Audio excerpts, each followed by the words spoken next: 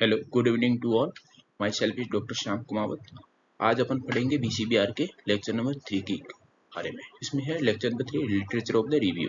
क्या आप उसको अपन रिव्यू लिटरेचर को रिव्यू करते हैं, उसके क्या क्या एडवांटेज हो सकते हैं। तो टाइम सेविंग है, save your of from work, और अपन को हेल्प करता है रिसर्च क्वेश्चन में, इंट्रोडक्शन राइटिंग में, मटेरियल मेथोडोलॉजी में और डिस्कशन में।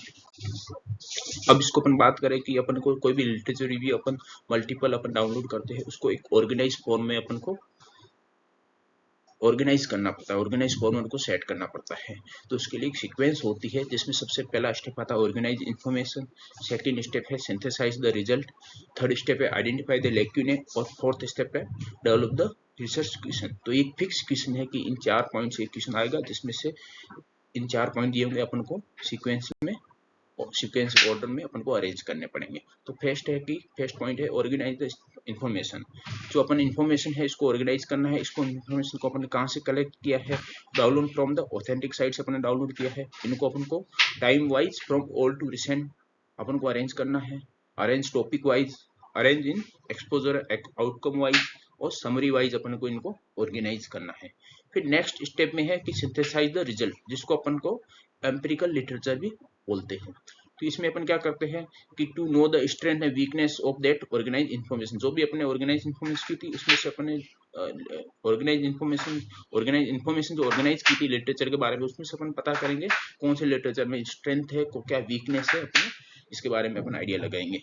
फिर नेक्स्ट आता है आइडेंटिफाई द लैक्यूने। जैसे अपन ने प्लान रिसर्च के प्लान साइकिल के बारे में पढ़ा था रिसर्च के, उसमें सबसे पहला स्टेप था डाटा नीड, कि अपन को डाटा नीड कहाँ से पड़ी। तो अपन जो ऊपर वाले 2 स्टेप है यहाँ से अपन को देख के अपन को डाटा नीड लगी कि अपन को किस टॉपिक के ऊपर रिसर्च करनी चाहिए। इसके बेसिस पे अपन to identify the what is known and what is unknown. फिर हम जो अननोन है उसके ऊपर अपन रिसर्च कर सकते हैं। लास्ट है कि अपन ये सब तीनों स्टेप कर लिए के लिए इसके बाद अपन रिसर्च क्वेश्चन को डेवलप कर सकते हैं। और रिसर्च क्वेश्चन में डेवलप के अलावा ये क्या हेल्प कर सकता है अपन को, ऑर्गेनाइज इन्फॉर्मेशन है जो ये help in the research question formation, introduction, methodology and अपन को डिस्कशन में भी हेल्प करते हैं। फिर नेक्स्ट है प्रोसेस, कि अपन जब भी अपन डाटाबेसिस होता है जिसमें अपन सबकी सब इन्फॉर्मेशन कलेक्ट रहती है, उसमें से अपन आगे कैसे सेलेक्ट करते जाए स्टेप बाय स्टेप। तो इसमें सबसे पहले जैसे मैनुअल इन्फॉर्मेशन हो गई डाटाबेस में, लाइब्रेरी इन्फॉर्मेशन हो गई, कंप्यूटर इन्फॉर्मेशन हो गई।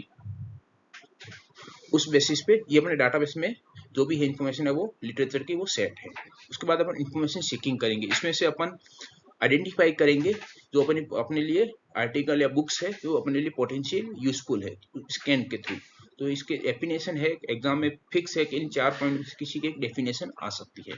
जैसे इन्फॉर्मेशन सीकिंग, इसके अंदर literature efficiently using the manual या कंप्यूटराइज मेथड, किसी भी मेथड के through to identify the a set of the potentially useful article book. उसमें से अपन जो भी अपने लिए पोटेंशियली यूजफुल है उसको अपन आइडेंटिफाई करेंगे स्कैन के थ्रू। फिर नेक्स्ट आता है क्रिटिकल अप्रेजल। क्रिटिकल अप्रेजल ये कहता है कि जिसमें अपन को आइडेंटिफाई करना है स्टडी के थ्रू अनबायस्ड और वैलिड लिटरेचर कौन कौन से उनको अपन को आइडेंटिफाई करना है। The ability to apply the principle of analysis to identify those studies which are unbiased and valid. तो अपन इसको बोलते हैं क्रिटिकल अप्रेजल।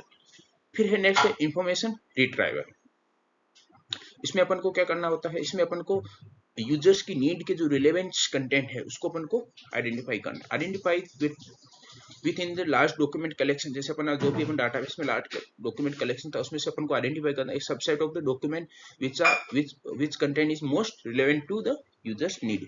इसमें एक और डेफिनेशन आती है कि query system in the information retrieval, जिसको अपन यूजर डिफाइंड के नाम से भी जानते हैं। फिर नेक्स्ट है कि अपन ने जो भी रिसर्च क्वेश्चन कि जो भी अपन ने लिटरेचर है उसको अपन को सर्च करना है। तो कौन कौन से अप्रोप्रिएट प्लेसेस हो सकते हैं जहां से अपन को सर्च कर सकते हैं। जैसे जर्नल इन्फो में हो गया, health on net certified site है, वेब सर्च गूगल हो गया जो यूनिवर्सल हो गया। फिर सिस्टमेटिक रिव्यू, मेटा एनालिसिस या एविडेंस बेस्ड मेडिसिन के लिए अपन को सर्च करना है तो अपन कोक्रेन लाइब्रेरी हो गया, मैप ऑफ मेडिसिन हो गया।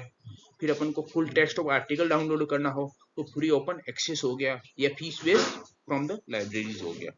फिर नेक्स्ट है अपन को स्पेसिफिक क्वेरी के लिए पबमेड साइट हो गया, स्कोपस साइट हो गया, गूगल स्कॉलर डाटाबेस हो गया, वहां से अपन स्पेसिफिक क्वेरी सर्च कर सकते हैं।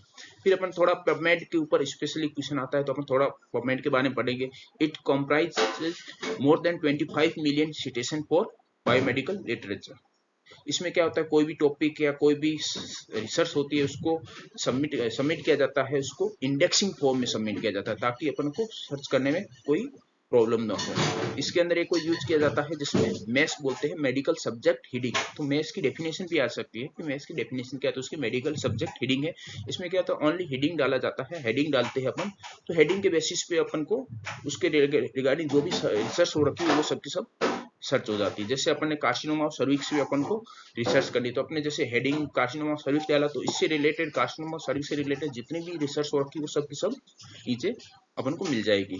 फिर एक आता है Boolean query. It is commonly use in the database, search engine, PubMed, Google scholar और लाइब्रेरी कैटलॉग में कॉमनली यूज कर सकते हैं। अब बूलियन क्वेरी भी एक क्वेश्चन आता है, इसके बारे में अपन थोड़ा डिटेल से जानेंगे। तो बूलियन क्वेरी में तीन टर्म्स है जो कॉमनली यूज करते हैं, एक एंड है, एक और है, एक नोट है। जिसमें अपन एंड में क्या करते हैं, जो भी अपना रिसर्च होता है उसको अपन नैरो कर देते हैं, सर्च होता है उसको अपन नैरो कर देते हैं, तो उसमें रिजल्ट होता है वो that contain the all the terms. जैसे अपन एग्जांपल की बात करें, डायबिटीज एंड हाइपरटेंशन, जो result must be include both the term. Result आएगा उसमें hypertension diabetes both term use होगी। जैसे अपन इधर डायग्राम के बेसिस पे देखें तो डाटाबेस ऑन लंग और डाटाबेस ऑन इन्फेक्शन, जो अपना रिजल्ट आएगा उसमें लंग एंड इन्फेक्शन दोनों इंक्लूड होंगे। फिर अपन नेक्स्ट टर्म है ओर्स। ओर्स में क्या है, और में क्या है, अपन की जो सर्च की है वो उसको अपन ब्रोडन कर देते हैं। और टर्म में वो सर्च को ब्रोडन कर सकते हैं, और रिजल्ट में अपन कोई भी एक term, any of the term upon use कर सकते हैं। जैसे एग्जांपल एडोलेसेंट या टीनेज, तो रिजल्ट में कोई भी एक टर्म अपन को यूज कर सकते हैं। और ये मोस्ट कॉमनली बूलियन क्वेरी का मोस्ट कॉमन फॉर्म है। ये भी क्वेश्चन आता है कि मोस्ट कॉमन कौन सा है, तो और है वो मोस्ट कॉमन है। फिर नोट है, ये बहुत रेयरली यूज करते हैं, सम टाइम होते हैं। इसमें क्या करते हैं, अपन टर्म को किसी भी एक टर्म्स को एक्सक्लूड कर सकते हैं। जैसे अपन बात करें chest pain other than angina, तो इसमें अपने बूलियन क्वेरी क्या हुआ, चेस्ट पेन नॉट एंजाइना। बात करें result vaccination but without influenza, ये नेक्स्ट एक और एग्जांपल हो गया, तो इसका अपन बूलियन क्वेरी क्या हो गया, वैक्सीनेशन नॉट इन्फ्लुएंजा। तो इस बेसिस पे अपन इन तीन टर्म्स को समझ सकते हो, इसके ऊपर भी क्वेश्चन आ सकता है। इसके ऊपर एक फिक्स क्वेश्चन है कि लिटरेचर रिव्यू में एथिकल इश्यू क्या क्या हो सकता है, तो उसके रिगार्डिंग है कि जो भी अपन ने कंटेंट है, जो भी अपन ने लिटरेचर से कंटेंट अपन ने स्टडी किया है, उसको अपन हॉनेस्टली अपन को प्रेजेंट करना है, और कंटेंट उनको किसी भी कंटेंट को अपन को डिस्टॉर्टेड नहीं करना है, और it is necessary to address the weakness of the study in the scholarly manner, not necessary to be highly criticized। अपन को किसी भी कंटेंट को वीकनेस अपने स्टडी को बता सकते हैं पर उसको हाईली क्रिटिसाइज नहीं करना है, और sources should be accurately documented होने चाहिए। तो ये अपने एथिकल इश्यू आ सकते हैं, तो उसमें अपन कैसे उसको एथिकल इश्यू को कम कर सकते हैं review of literature. Thank you so much. Next video lecture number 4 के बारे में अपन नेक्स्ट वीडियो में देखेंगे।